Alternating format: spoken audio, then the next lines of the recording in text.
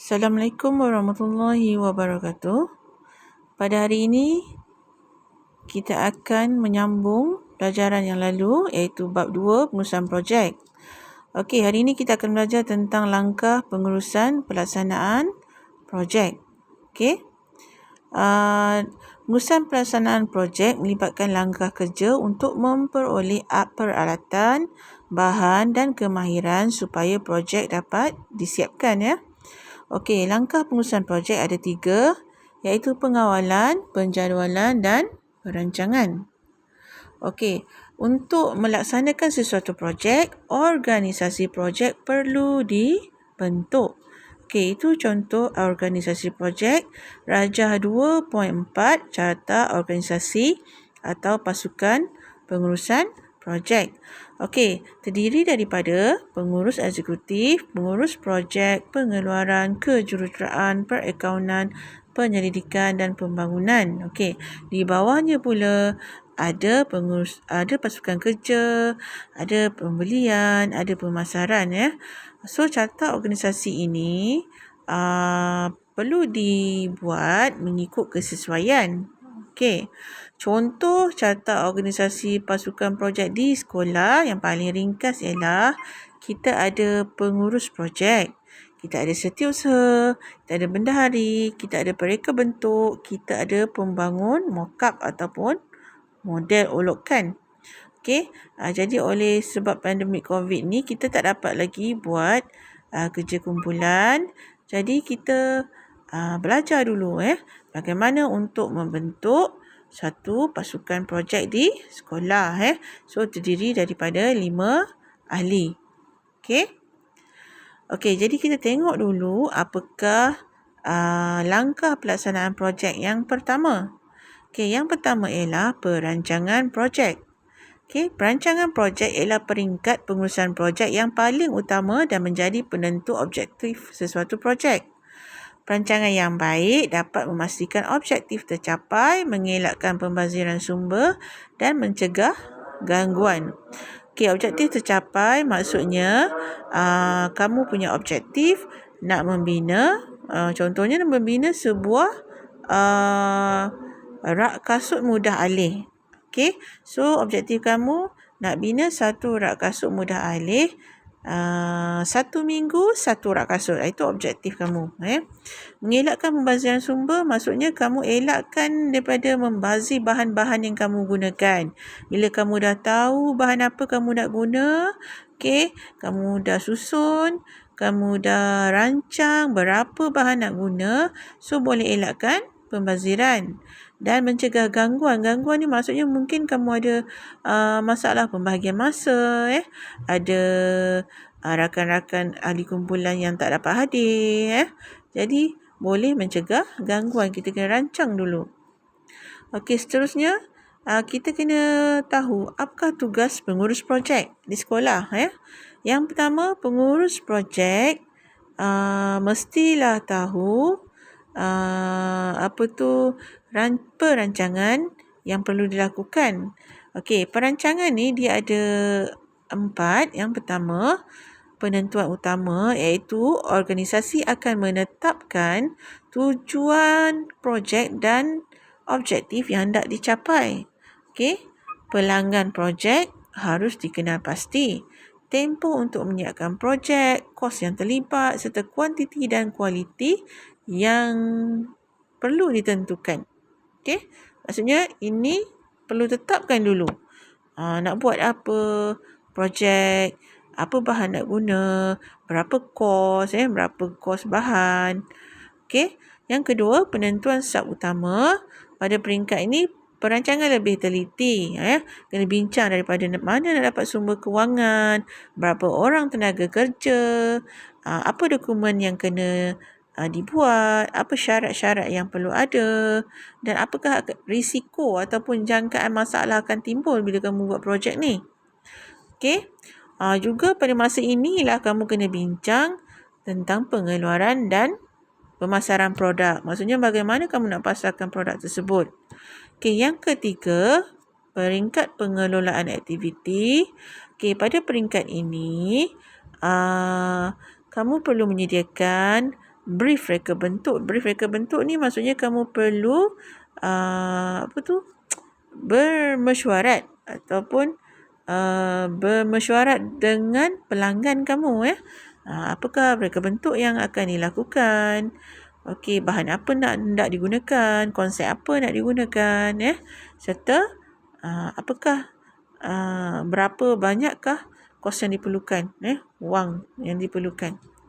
Okey, yang keempat, matris organisasi atau pasukan. Pada peringkat ini, pasukan akan dibentuk untuk menjalankan tugas khas.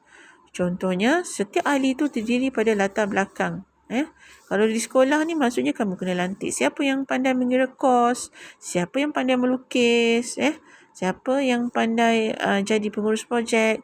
Jadi pada peringkat ini kamu kena bentuk pasukan. Okey. Kemudian yang seterusnya, penjadualan. Penjadualan disediakan untuk menunjukkan anggaran jangka masa yang ditetapkan bagi menyiapkan projek. Kenapa perlu buat penjadualan? Yang pertama, mengelakkan pembaziran atau pemborosan. Pembaziran wang, pembaziran bahan. Yang kedua, mengurus bahan mentah secara sistematik. Bahan mentah kamu apa? Tengoklah projek apa kamu buat. Kalau menggunakan kayu, membuat kerusi, so bahan mentah kamu ialah kayu. Kalau kamu buat model model tabung, berbentuk rumah, kamu nak buat daripada cardboard ataupun manila card ke, so kamu punya bahan mentah ialah cardboard.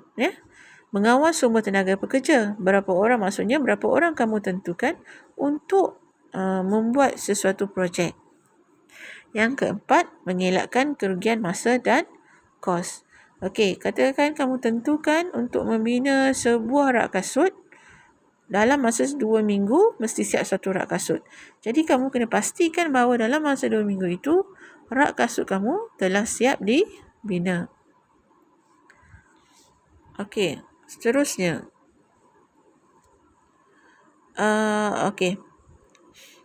Cuba tengok Rajah 2.7 itu adalah blok hubungan aktiviti melalui rangkaian. Bagaimana kamu nak buat penjadualan blok hubungan aktiviti? Penjadualan blok hubungan aktiviti menunjukkan perjalanan aktiviti dari satu peringkat ke peringkat lain. Maksudnya minggu 1 kamu buat apa, minggu 2 kamu buat apa, minggu 3 kamu buat apa. Contoh, minggu 1 buat perbincangan konsep, minggu 2 buat lakaran idea, minggu 3 buat model.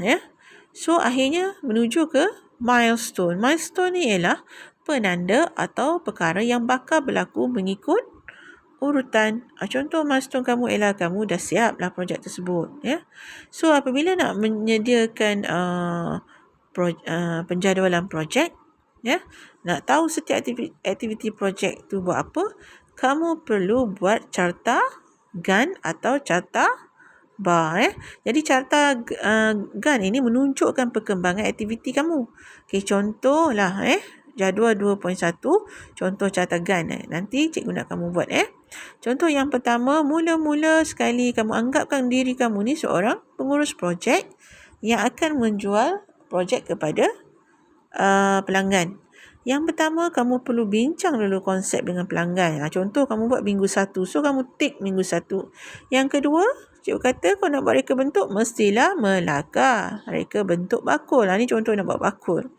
So, dah setuju dengan pelanggan, tik. Minggu berapa kamu buat? Yang ketiga, mencari pembekal bahan. Membuat pesanan. Mendapatkan bekalan bahan.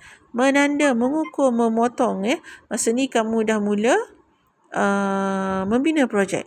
Kamu dah pasang bakul, menguji penggunaan bakul, membuat kemasan, mengecat. Akhirnya kerja siap dan perlu buat laporan dan pengiraan kos. Jadi kalau kita nak jual kita punya projek, kita mestilah buat dokumen yang boleh digunakan untuk menuntut bayaran. Akhir sekali, apabila kita dah siapkan semua penjadualan kita dah buat projek semua, kita perlukan pengawalan. Pengawalan ini dilakukan sepanjang proses menyiapkan projek. Merangkumi pengawalan sumber, bahan mentah, kos, kualiti bahan, belanjawan, terutamanya kalau sekiranya berlaku ketidakpatuhan terhadap penjadualan kos, ada kualiti yang tidak terjamin. So, kenapa kita kena buat pengawalan? Maksudnya kita kawal lah pelaksanaan projek kita tu. Sebab apa kena buat pengawalan? Pertamanya, nak pastikan semua aktiviti yang dikenal pasti dapat dilakukan secara optimum. Optimum ni maksudnya sehabis baiklah. Okey, semua aktiviti dapat disiapkan dalam masa yang ditetapkan. Sumber-sumber yang diperlukan dikenal pasti. Maksudnya sumber-sumber apa? Bahan apa kamu nak guna? Duit mana kamu nak guna? Dan perubahan dalam penjadualan dibuat sekiranya berlaku sebarang perubahan atau pembaharuan terhadap projek. Mungkin perubahan berlaku apa? Perubahan masa. Tiba-tiba kamu buat projek, tiba-tiba kamu ada program lain. Kamu kena tangguhkan. So, kamu kena ada pengawalan. Ataupun pembaharuan projek, kamu dah siapkan projek, kamu dah nilai, tiba-tiba projek kamu menghadapi masalah atau tak berfungsi ke apa. So, kamu kena buat pembaharuan.